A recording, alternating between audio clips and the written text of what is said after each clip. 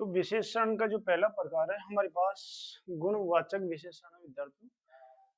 आप देख रहे हो यहाँ पर जो विशेषण के पहला जो प्रकार हमारे पास है इसका नंबर 1 पर दिया गुणवाचक विशेषण।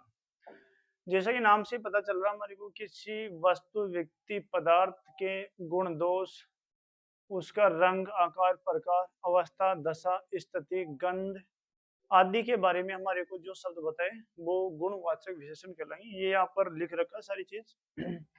जो शब्द किसी व्यक्ति वस्तु प्राणी पदार्थ के गुण दोष स्वभाव या आदत गंध स्पर्श स्वाद दशा स्थिति रंग आकार आदि का बोध यानी ज्ञान कराते हैं, हमारे को बताते हैं, ऐसे शब्द गुणवाचक विशेषण कहलाएंगे। बिल्कुल ये एकदम सही परिभाषा है इसकी। देखो कैसे कहलाएंगे आपको मैं बता दूं, बिल्कुल आसान और सीधा सरल है। अगर इससे पहले आपने विशेषण विशेषण के सामान्य परिचय के बारे में आपने वीडियो देख लिया होगा, आपको ये अच्छे से समझ में आ जाएगा।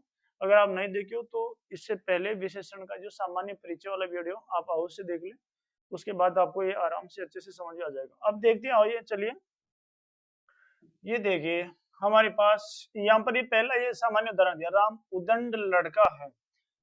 इस लड़के की जो विशेषता है वो उदंडता है, ये लड़का उदंड है, तो ये इसका अवगुण है, ये उदंडता है इसकी। हर बार ध्यान रखिए इसका नाम गुणवाचक जरूर है, लेकिन ये कोई जरूरी नहीं कि उसके गुण ही गुण बताएगा हमेशा, वो वस्तु व्यक्ति पदार्थ के गुण ही गुण आए ये कोई निश्चय नहीं है। अवगुण भी आ सकती है, उसके बुराइयां भी आ सकती है, कमियां भी आ सकती है, आलोचनाएं भी आ सकती है, उसका स्वभाव भी आ सकता है, उसका स्वाद भी आ सकता है, गंध भी आ सकती है, दिशा भी आ सकती है, पश्चिमी दिशा उत्तरी दिशा, कक्ष स्थिति भी आ सकती है, निचली कक्ष ऊपरी कक्ष बाहरी कक्ष जो भी है। तो ये ध्यान रखिए, रंग अंग कैसा कुछ भी आ सकता है, काला रंग काला नीला फूल कैसा भी आ सकता है इसमें। तो ये इसमें गुण अवगुण है, अच्छाई बुराई सभी चलती है।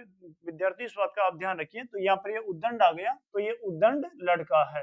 तो ध्यान रखिए ज्यादातर उदाहरण जो होते हैं पॉजिटिव में होते हैं, अच्छाई में दिए जाते हैं, वो इसलिए दिए जाते हैं राम अच्छा बालक है, राम सुंदर बालक, क्योंकि यहाँ ज्यादातर पॉजिटिव में होते हैं, सकारात्मक ही उदाहरण दिए जाते हैं।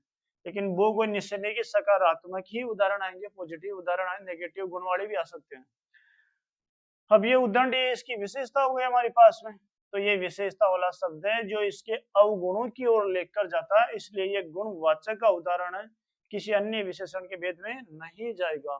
गुणवाचक में जैसे नाम से ही निर्दिष्ट हमारे को पता चल रहा है, उसके गुण अवगुणों के बारे में बताया जाता हमारे को दिया हुआ होगा। बाकी आप ये देखिए मैंने ये सारे लिख दिए किस प्रकार से। देखो नंबर 1 गुणवाचक किसी वस्तु व्यक्ति प्राणी पदार्थ के गुणों के बारे में हमारे को बताए। गुण केवल गुण पॉजिटिव सकारात्मक, अच्छा बालक, ठीक है, अच्छा, ये सब विशेषण शब्द है, ये जो दिए हैं जो सब विशेषण शब्द है, इनमें कोई भी विशेष शब्द नहीं है, मतलब ये विशेषता बताने वाले शब्द है सारे। जैसे श्रेष्ठ आदमी, कर्मठ बालक, कर्मठ व्यक्ति, सुशील महिला, शिष्ट लड़का या शिष्ट लड़की, सभ्य प्राणी सभ्य आदमी, भला आदमी, अच्छा आदमी।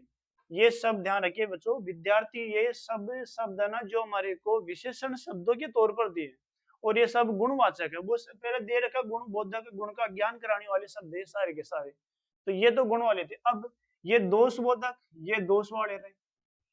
बुरा आदमी, अशिष्ट बच्चा, असभ्य प्राणी, नीच आदमी, दुष्ट आदमी, दुशील व्यक्ति, आलसी महिला।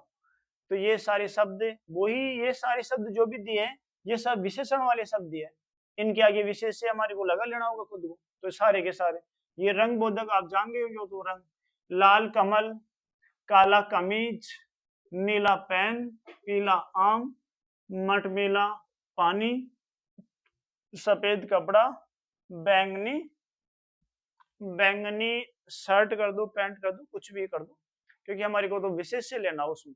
तो ये सारे विशेष से वाले शब्द इनमें है नहीं, ये सब विशेषण वाले शब्द हैं, विशेष से हमारे को लगाना इनके अंदर। उसी तरह ये काल समय का ज्ञान कराने वाले, काल बोधक, नया पुराना, ये समय का ज्ञान, नया पुराना, नया है पुराना, नया कमीज, नया कमीज या नई गाड़ी, पुरानी गाड़ी, प्राचीन ताजा, क्षणिक नवीन, क्षणभंगुर। क्षणिक होता है क्षण भर के लिए, नवीन नया, क्षणभंगुर क्षण में नष्ट होने वाला। तो ये ध्यान रखिए, ये सब काल का ज्ञान कराते हैं। ये स्थान बोधक,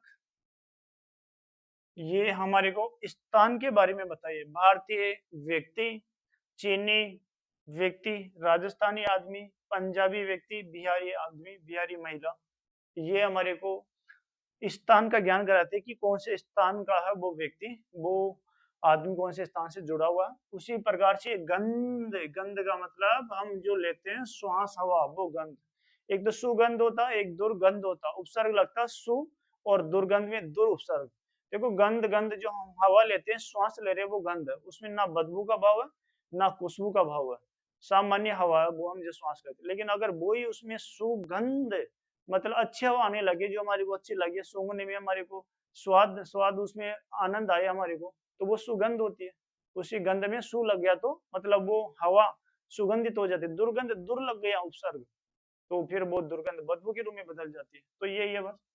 तो गंध का ज्ञान कराने वाली खुशबूदार, बदबूदार, सुगंधित, ये शब्द है। खुशबूदार मिठाई, बदबूदार, कुछ कोई भी शब्द हो सकता है बदबूदार का। सुगंधित फूल, ये शब्द ऐसे हैं जो हमारे को क्या करते हैं, गंध का ज्ञान करवाते हैं। दिशा, दिशा पूर्वी दिशा, पश्चिमी दिशा, उत्तरी दिशा, दक्षिण दिशा, भीतरी बाहरी, भीतरी कक्ष, बाहरी कक्ष, दक्षिणी कक्ष या दक्षिण दिशा, उत्तरी दिशा, पश्चिमी दिशा, पूर्वी, पूर्वी हवा, पश्चिमी हवा, कुछ भी हो सकता। तो ये हमारे को ध्यान रखना विशेषण शब्द है, और ये गुणबोधक में आते हैं, गुणवाचक में आते हैं, क्योंकि हमारे को दिशाओं का ज्ञान करवाते हैं हमारे को। उसी प्रकार से ये अवस्था, अवस्था कैसी अवस्था, गीला सूखा, या गीला सूखा, जला हुआ, पिघला हुआ, जैसी भी अवस्था। जैसे गीला कपड़ा, सूखी लकड़ी, जली हुई लकड़ी, पिघला हुआ शीशा। तो ये शब्द हमारे को विशेषण शब्द हैं, जो हमारे को ये विशेषण शब्दों की ओर लेकर चलते हैं, और विशेष से हमारे को खुद को जोड़ देना है इनमें। दशा, दशा का मतलब कैसी स्थिति है उसकी, स्थिति के बारे में बताए, कंडीशन। रोगी व्यक्ति, स्वस्थ आदमी, अस्वस्थ प्राणी, तंदुरुस्त लड़का, अमीर व्यक्ति, गरीब व्यक्ति, ये सब क्या है, दशा। आदमी की दशा के बारे में बताते हैं। ये आकार, आकार लंबा चौड़ा, बड़ा छोटा, मोटा, कैसा भी, जैसा भी। तो ये छोटा, बड़ा, लंबा, पतला, मोटा, चपटा, गोल, या और बेलनाकार, कैसा भी हो सकता है, अंडाकार, कैसा भी हो सकता है। ये सारे उदाहरण इसी के। स्पर्श, टच, टच के रूप में, मतलब हम स्पर्श किसी को करें तो हमारे को अनुभव कैसा होता है। जैसे मुलायम कपड़ा, मखमली कपड़ा, ये दे रहा। कठोर, कठोर पत्थर, कोमल फूल, मखमली कपड़ा, मुलायम, चिकना पत्थर, खुरदरा पत्थर, कैसे भी हो सकता। तो ये सारे शब्द हमारे को क्या लेके जाते हैं, इसके स्पर्श के रूप में हमारे को लेकर जाते हैं, कि स्पर्श के रूप में। फिर अगला स्वाद, टेस्ट के रूप में, स्वाद बोधक, कोई चीज खट्टी, मीठी, कसेली, नमकीन, चटपटी, कैसे भी है, वो हमारे को स्वाद का ज्ञान करवाती है। जैसे मीठा आम, खट्टा आम, नमकीनी मिठाई या चटपटी मिठाई, कड़वा तेल, तीखा व्यंजन, कुछ भी हो सकता। तो ये शब्द हमारे को विशेषण शब्द है, जो हमारे को स्वाद का ज्ञान करवाते हैं।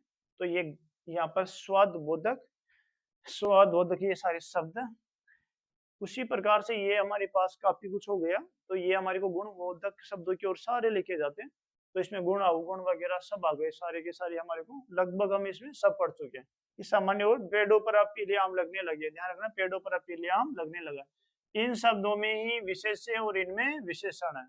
तो आम शब्द हमारे पास विशेष है, क्योंकि इसकी विशेषता बताई जा रही है हमारे को यहाँ पर, और पीला शब्द बता रहा है इसकी विशेषता। ये पीला शब्द, इस आम की, आम कैसा है, पीला। तो जो शब्द विशेषता बताते हैं वो विशेषण कहलाते हैं। तो पीला तो यहाँ पर विशेषण हो जाएगा, और ये आम क्या है, ये आम यहाँ पर विशेष से बन जाएगा। ये विशेष से बन जाएगा आम शब्द, क्योंकि इस शब्द की विशेषता बताई जा रही है यहाँ पर, और पीला शब्द बता रहा है यहाँ पर। दुष्ट आदमी कभी नहीं सुधरता। देखो आज दुष्ट आदमी की विशेषता क्या है, ये दुष्टता है यहाँ पर। तो ये दुष्ट अवगुण के अर्थ में आया, ये नंबर 2 में आया होगा बिल्कुल। ये यहाँ पर दोषबोधक में दुष्ट, ये दुष्ट रहा। तो दुष्ट आदमी कभी नहीं सुधरता। तो ध्यान रखिए, ये दुष्ट शब्द जो है वो विशेषण शब्द है, क्योंकि ये विशेषता वाला शब्द है, क्योंकि आदमी की विशेषता बता रहा हमारे को यहाँ पर, कि आदमी कैसा है, दुष्ट है, दुष्ट कभी नहीं सुधरता। तो ये हमारे पास गुणवाचक विशेषण, और इसमें इससे बनने वाले शब्द जो लगभग हमारे को यहाँ पर दे दिए गए, और आप इसको समझ सकते हैं किस प्रकार से इन शब्दों के अंदर गुणवाचक है। ध्यान रखिए बच्चों, ये सारे शब्द इनको आप ध्यान से देख लोगे, पढ़ लोगे और आप इनको समझ चुके होंगे कि किस प्रकार हमारे को गुणवाचक विशेषण इसमें से निकाल लेना होता है।